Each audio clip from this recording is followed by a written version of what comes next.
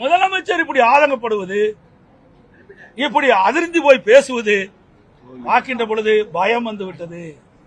அதிமுக கூட்டணி அமைக்கப்பட்டு விட்டால் ஆட்சி மாற்றம் ஏற்படும், திமுக ஆட்சி இழக்கும். பாஜகவுடன் கூட்டணி வைத்தால் உங்களுக்கு ஏன் பயம் வருகிறது என்றும் சட்டப்பேரவையில் பேசும்போதே பயம் கண்ணில் தெரிவதாக முதலமைச்சர் மு.க.ஸ்டாலினை அதிமுக பொதுச் செயலாளர் எடப்பாடி பழனிசாமி காட்டமாக விமர்சித்துள்ளார். எப்ப பார்த்தாலும் திமுக காரரும் திமுக கூட்டணியில் அங்கமிக்கின்ற கட்சியெல்லாம் அதிமுக பாரதிய ஜனதா கட்சியோட கூட்டணி, அதிமுக பாரதிய ஜனதா கூட்டணி, எல்லா அறிக்கையும் கம்யூனிஸ்ட் கட்சி சேர்ந்த அறிக்கை விடுறாங்க, விடுதலை சிறுத்தை கட்சி சேர்ந்த அறிக்கை விடுறாங்க. இன்னைக்கு முதலமைச்சர் இப்படி துடிதுடிக்க பேசுறார்.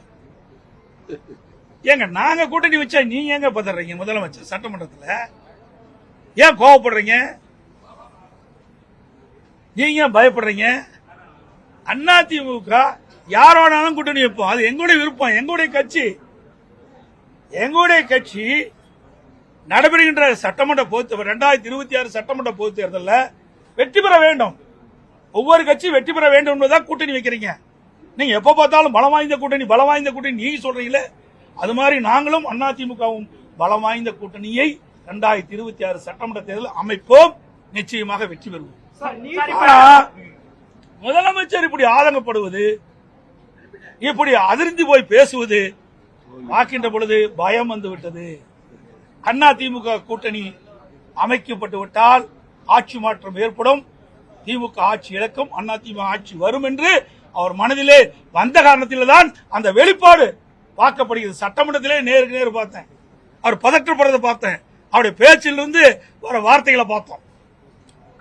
அதிமுகவை பொறுத்த வரைக்கும் திராவிட முன்னேற்ற கழகத்தை அகற்றப்பட வேண்டும் என்ற ஒத்த கருத்துடைய கட்சிகளெல்லாம் ஒன்றாக இணைத்து வாக்குகள் சிதறாமல் நாங்கள் கூட்டணி அமைப்போம். நிச்சயமாக 2026 சட்டமன்ற தேர்தலிலே திராவிட முன்னேற்ற கழக தலைமையில் அமைக்கப்பட்ட கூட்டணியை வீழ்த்துவோம்.